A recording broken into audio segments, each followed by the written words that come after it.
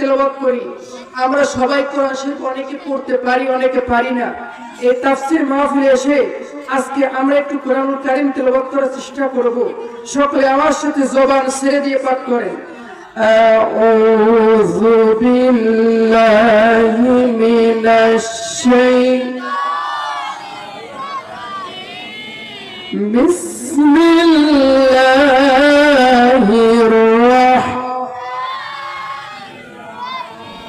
যতগুলো লোক আমি দেখতেছি, বিশেষ করে বাইরে থেকে সাউন্ড আসে, মহিলা প্যানেলে সাউন্ড আসে, সাউন্ডগুলো বন্ধ করতে হবে। ভলান্টিয়ার যারা আছেন, দোকানপাটের সামনে যারা অযথা কথা বলে, ওদেরকে বাড়িতে পাঠাই দেন, নতুবা প্যান্ডেলে পাঠাই দেন। আপনারা সকলে আমার সাথে মহাব্বতে কোরআনুল কারীম তেলাওয়াত করবেন। আমি আমার ব্যক্তিগত কোনো গান বলতেছি না, ব্যক্তিগত কোনো রাষ্ট্রীয় কথা বলতেছি না, আমি কথা বলতেছি মহান আল্লাহ তাআলার কোরআনের কথা। সকলে আমার সাথে জবান ছেড়ে দিয়ে আবার পাঠ করেন। আউযু বিল্লাহি মিনাশ শাইতানির বিসমিল্লাহির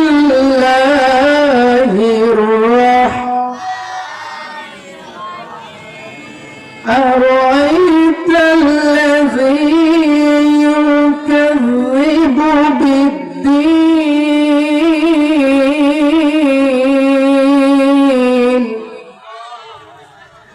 فذلك الذي يدعو اليتيم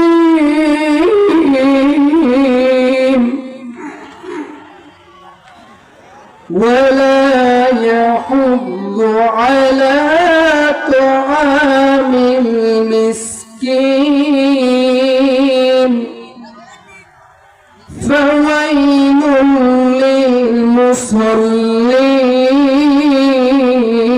للمصلين الذين هم عن صلاتهم ساهون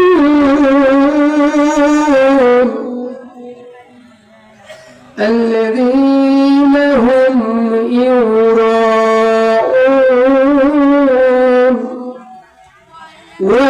ويمنعون الماعون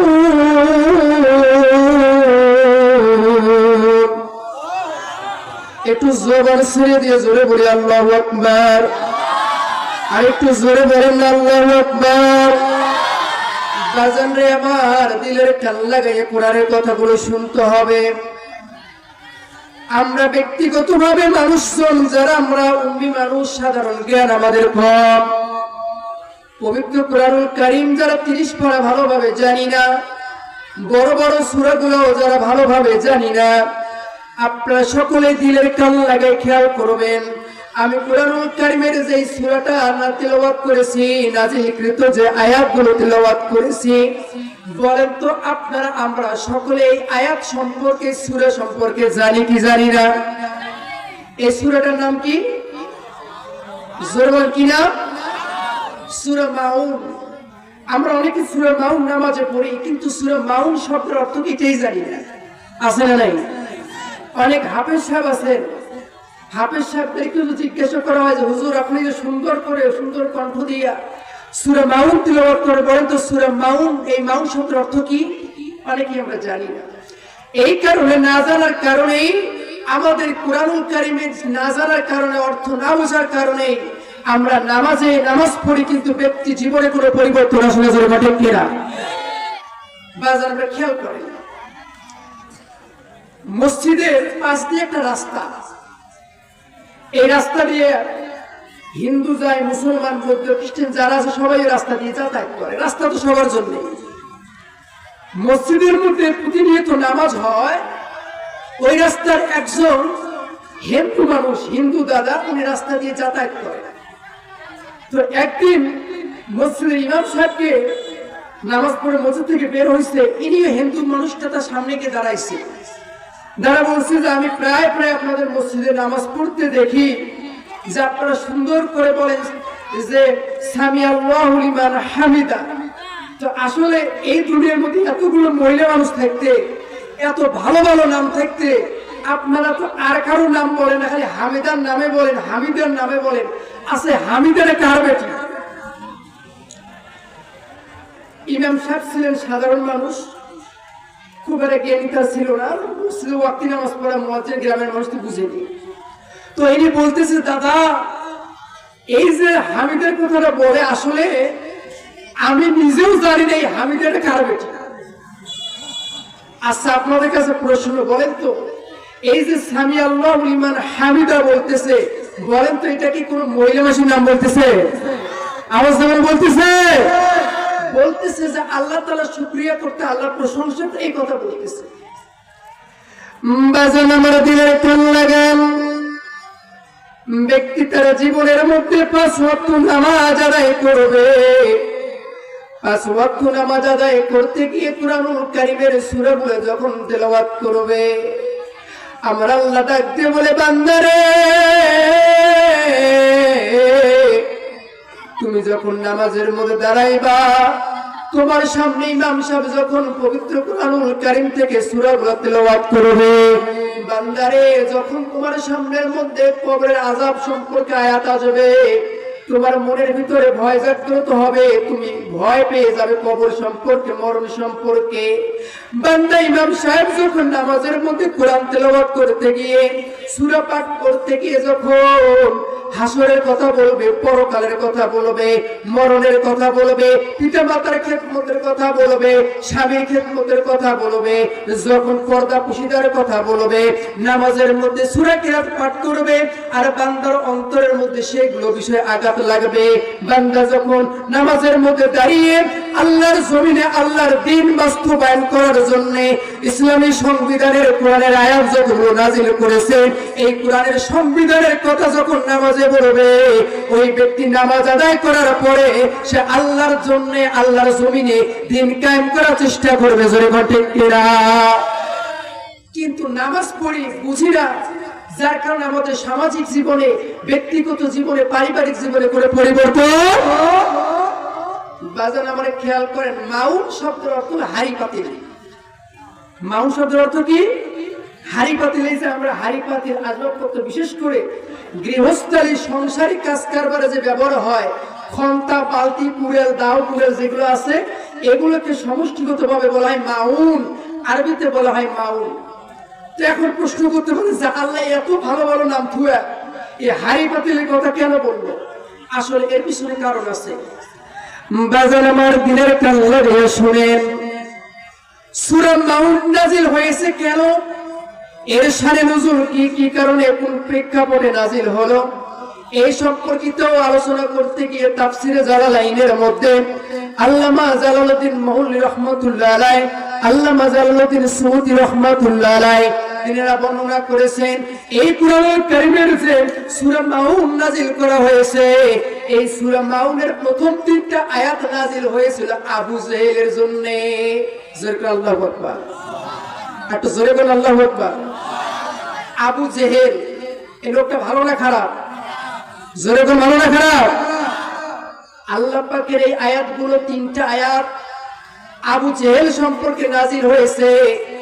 আর পরের যে আয়াতগুলো, এই পরের আয়াতগুলোকে নাজিল করেছে সেই সময়ের জাবরিল তম সাইয়্যিদ ছিলেন, সরদার ছিলেন, তিনি একটা দলের সরদার ছিলেন। সেই দলটার নাম হলো মুনাফিক, অর্থাৎ মুনাফিকদের সরদার ছিলেন আব্দুল্লাহ ইবনে উবাই ইবনে সালুল। এই আব্দুল্লাহ ইবনে উবাই সম্পর্কিত আয়াতগুলো নাজিল হয়েছে। জোরে করে আল্লাহু আকবার।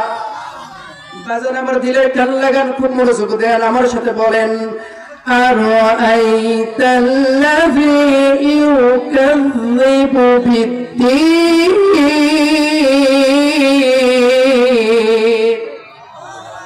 জোরে বলেন আল্লাহু আকবার, একটু জোরে বলেন আল্লাহু আকবার। বাজান আমার আল্লাহ বলতেছে, আরাআইতা, হে নবী আপনি কি দেখেননি বা আপনি কি দেখেন না?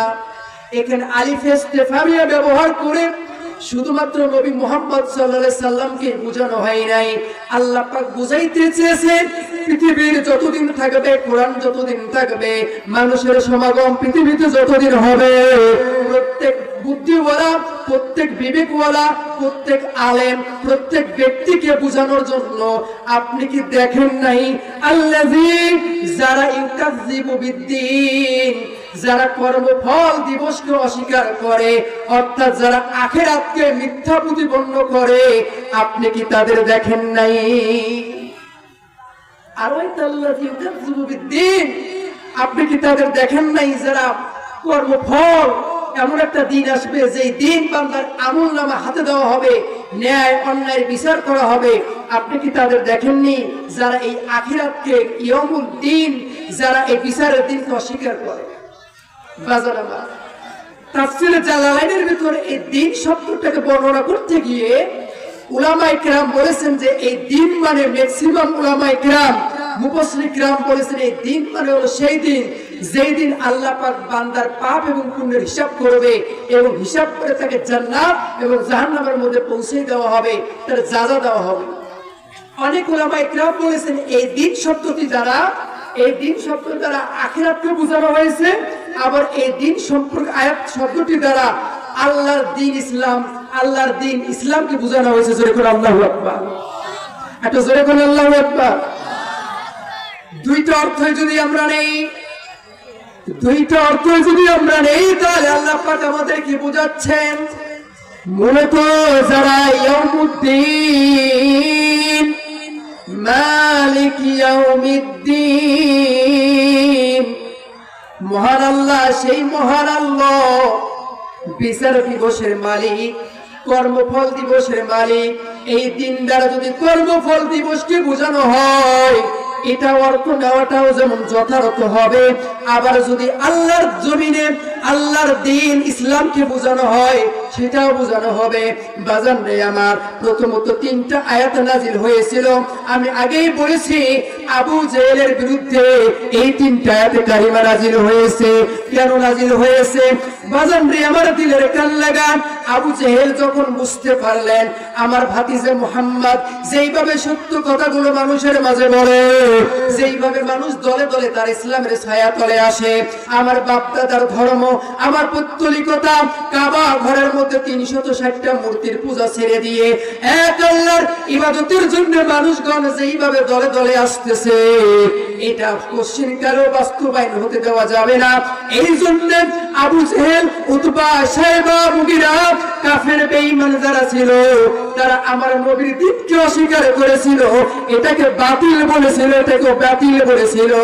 আর আল্লাহ রাব্বুল আলামিন তাদের মুখোশকে খুলে দেওয়ার জন্য, তারাই যে মূলত বাতিল, তারাই যে মূলত ফিতনাবাজ, তারাই যে বিভ্রান্তির মধ্যে আছে, আল্লাহ পাক তাদের এই মুখোশটা খুলে দেওয়ার জন্যই আল্লাহ পাকে আয়াত নাজিল করেছেন। জোরে করে আল্লাহু আকবার।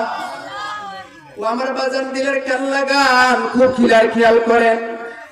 আল্লাহ বলতেছেন ফাযালিকাল্লাযী ইয়াদউল ইয়াতীম।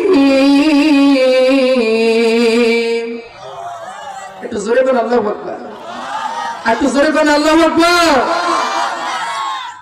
আল্লাহ রাসূল সাল্লাল্লাহু আলাইহি সাল্লাম মক্কা নগরীতে তখনও ছিলেন। আল্লাহ রাসূল সাল্লাল্লাহু আলাইহি ওয়াসাল্লাম তার হুজরা শরীফের মধ্যে তিনি আছেন।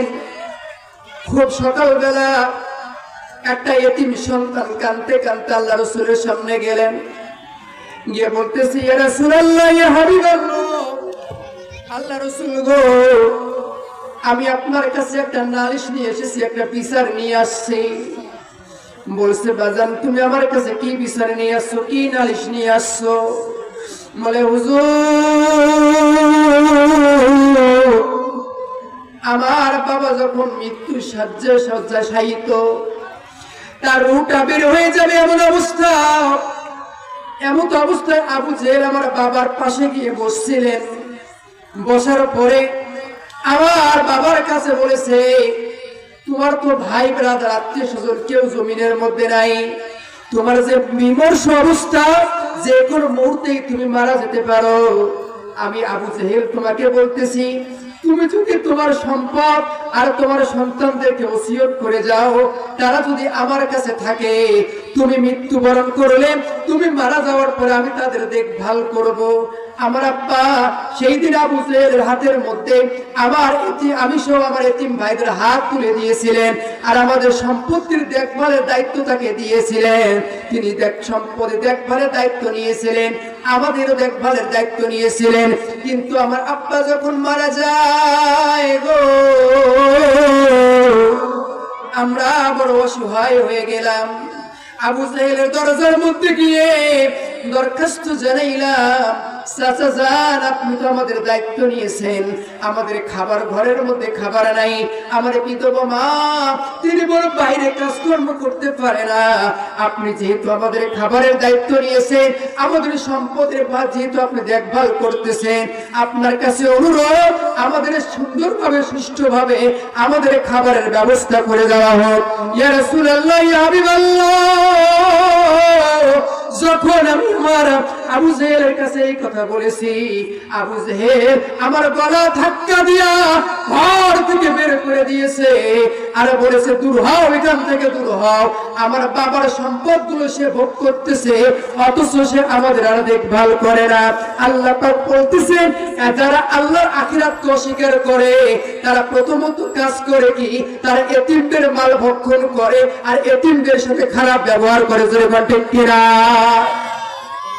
বাজান রে আমার, বাংলাদেশের মধ্যে এরকম এতিমের মালখানা হলো খুব কম।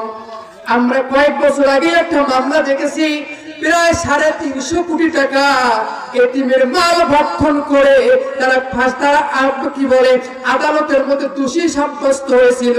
তারা প্রমাণ করেছে তারা এতিমের মাল ভক্ষণ করে। জোরে বলেন ঠিক কিনা? যাদের কাছে এতিমখানাগুলো নিরাপদ নয়, যাদের কাছে এতিম বাচ্চারা নিরাপদ নয়, তারা হইল আবু জেহেলের বংশধর, তারা হইল আবু জেহেলের বংশধর। জোরে বলেন ঠিক কিনা?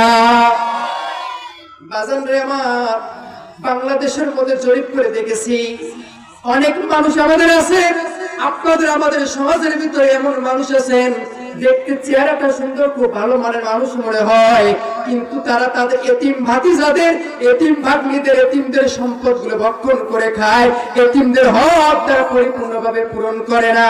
আল্লাহ পাক বলতেছে, খুব দিলের কান লাগায় খেয়াল করেন, যারা আমার কর্মফলকে অস্বীকার করে, আখিরাতকে যারা অস্বীকার করে, তারা 1 নম্বর কাজের ভিতরে তারা কি করে, এতিমদের সাথে খারাপ ব্যবহার করে।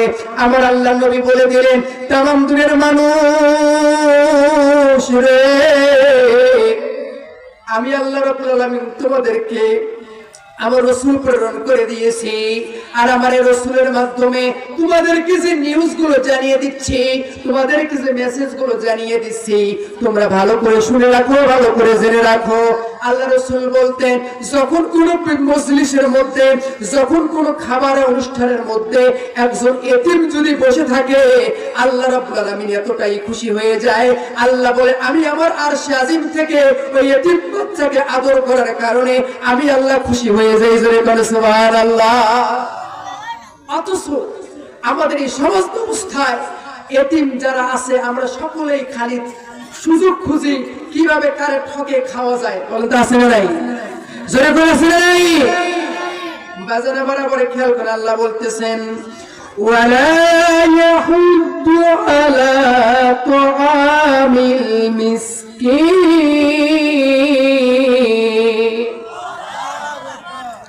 যারা আখিরাতকে অস্বীকার করে, আবু লাহাবের মতো স্বভাব যাদের, আবু লাহাবের বংশধর যারা, তারা কি করে, ওয়ালা ইয়াহুদ্দু আলা তুআমিল মিসকিন, আর তারা মিসকিনদের খাবার দেয় না।